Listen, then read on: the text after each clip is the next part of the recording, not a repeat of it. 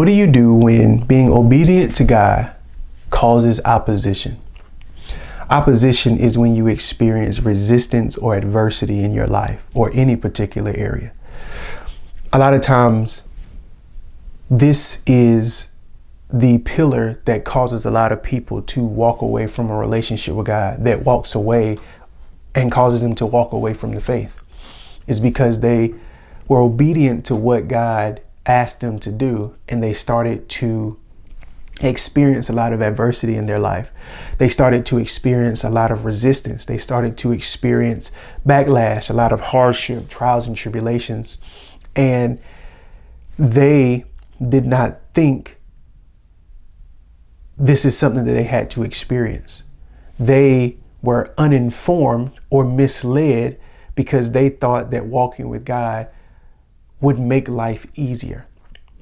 And this is something that we have to understand when walking in faith and walking with God, is that when we walk with God, it does not necessarily allow things to be easier. It allows us not to have to do them alone. It allows us to be able to understand that we do not have to fight this battle by ourselves. And when I say it's not easier, this is what I mean. We still will have to do hard things, but the way in which we do the hard thing is different. The hard thing would be, now we have to sacrifice going out with friends because we need to build our spiritual foundation and get into His Word. The difference is now we cannot gratify our flesh when we're angry and retaliate. We now have to bite our tongues. The hard thing may be, now we have to go apologize and create covenant with this person who have done us wrong. Whereas in the world's way or in culture, we may be able to retaliate. We may be able to do whatever we want to do. We may be able to gratify our flesh. We may be able to go and do and say whatever we want to say when things do not go our way, when we're experiencing hard things in life. And so understanding that when you walk with God after you have been obedient to Him and you start to experience backlash and you start to experience suffering, you have to understand that He is doing this for a purpose. There is a reason for us to go through this. Romans 8:28 says, God causes all things to work together for the good of those that love the Lord, that are called according to His purpose. So we have to understand, and we have to get in our minds, we have to get in our perspective that whatever God allows us to go through, He is allowing it to be for our benefit. He is allowing it to work for us. He is not allowing it to work against us. And if we do not renew our minds, if we do not change our perspectives, if we do not mature, we will continue to walk away from God. We will continue to walk away from the faith. We will continue to walk away from our goals, visions, and dreams that He's placed in our heart when things start to get hard, when we start to experience adversity, when we start to experience hardship. So I want to read some verses about when the disciples were obedient to God and how they experienced hardship, how they experienced oppression after they were obedient to Him. And so Matthew 8:18, starting at verse 18, and then I'm going to jump down to 23. It says, now, when Jesus saw a crowd around Him, He gave orders to cast off to the other side of the Sea of Galilee. So then I'm going to jump down to 23. It says, when He got into the boat, His disciples followed Him. And suddenly a violent storm arose on the sea, so that the boat was being covered by waves. But Jesus was asleep, and the disciples went and woke Him up, saying, Lord, save us, we are going to die. He said to them, why are you afraid, you men of little faith? Then He got up and rebuked the wind and the seas, and there was at once a great and wonderful calm, a perfect peace. The men wondered in amazement, saying, what kind of man is this, that even the winds and the sea obey Him? So I read that story, or I read those verses because Jesus told in the beginning, in verse 18, Jesus told the disciples to set sail to the Sea of Galilee. He told them to go out there. And you have to understand that He told them to go out there. They followed Him out there, and then they ended up experiencing a violent storm. This goes back to what I was saying is that what do you do when being obedient to God causes opposition? A storm, a violent storm would be considered resistance or adversity in life. That can be a metaphor for that violent storm, is when you're experiencing resistance or adversity in life. And a lot of times we react the same way that the disciples react.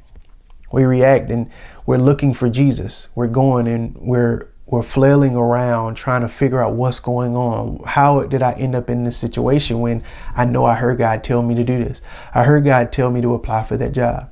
I heard God tell me to go get a loan and sign up for that house. I heard God tell me to go get this car. I heard God tell me to go ask this person for this favor. And now I'm experiencing opposition. I'm experiencing resistance. I'm experiencing adversity in life because of listening to God. And for anybody, that would be very confusing, because when God asks, or a lot of times we think that when God tells us to do something, that means it's going to work right away. We think that because God told us to do it, the door is just automatically going to be open. While that may be the case for some situations and circumstances, that's not always the case. And I can't sit here and tell you when he's going to decide to do it and who he's going to decide to do it for, because God does what he wants to do. In Exodus, he talks about, I bless who I want to bless. I am kind to who I want to be kind to. I do favors for who I want to do favors to, because God is God and he can do what he wants. But we have to understand that and trust that he has our best interest at heart. We have to trust that he would not put us in a situation that we would not be able to handle. We have to trust that he's not going to put us in a situation that is not going to benefit us in the long run. Isaiah 55, 8 and 9, God is saying, he said, your thoughts are not my thoughts. Your ways are not my ways. For as high as the heavens are above the earth, so are my thoughts and ways above yours. That verse is an indication that however God thinks about a particular, let me phrase that. However we think about a particular situation is not on the level of how God thinks about a situation. However we may view something is not the way God may view something. We have to get to a place where we are humble enough. We are not arrogant. We're not prideful to admit and know that God's viewpoint on particular situations and circumstances are not our viewpoints. And we have to get to a place of spiritual maturity to understand that, hey, God, I don't understand what you're doing, but I trust you enough to know that this will work out for my good. And a lot of times people, because they cannot make sense of whatever they're going through, because they cannot make sense of the oppression that they are experiencing from the obedience, a lot of people walk away from God. A lot of people walk away from the faith. A lot of people are mad. They're upset. They're sad. They're angry at God because they said, I listened to you and all I got in return was a whole bunch of adversity. I listened to you. You told me to marry them and we ended up getting a divorce a year later. You told me to go to that job and I got fired after 3 weeks. You told me to do this and I still ended up with cancer. A lot of times we get so frustrated in that moment because we are looking at it from a humanistic perspective. We're looking at it from the perspective of culture. We're looking at it from the perspective of where we are. We feel as if though what we desire, what we want, the things that are important to us, and the way in which we would do it, God should do it that same way. Not understanding that going through that adversity, going through that process, going through that opposition, going through that resistance will be an even greater story for God to get the glory, will be an even greater story for God to be seen through your life. A lot of times people say, God, I want to experience your grace. I want to experience your mercy. I want to experience a relationship with you. We have to understand that we cannot choose what God decides to use to show up in our lives. When we say something like that, what we're really probably saying is that, God, I want to experience a life of goodness. I want to experience a life of complete joy. I want to experience a life with no hardship. I want to experience a life with no trials and tribulations. And while that is understandable, because nobody wants to intentionally go through hardship. Nobody wants to intentionally go through trials and tribulations. Nobody wants to go through hard things. But we cannot choose what he decides to use for our life. We cannot choose if he decides to allow cancer to be the reason people now discover us and discover how powerful God is. We cannot choose whether God uses a divorce to get us in a door that now we're speaking and helping people and our life has been transformed. We cannot decide to use if being laid off from a job that God told us to go to is the reason that now we're thriving in a particular area. We cannot fathom going through something like that because it doesn't make sense. But we have to understand and we also have to trust that God uses and does what he wants, and he can take any situation, a negative situation, and turn it into a positive situation. What we see as a trial, God sees as triumph. What we see as hardship, God does not see it that way. What we see as setbacks, God sees as setups.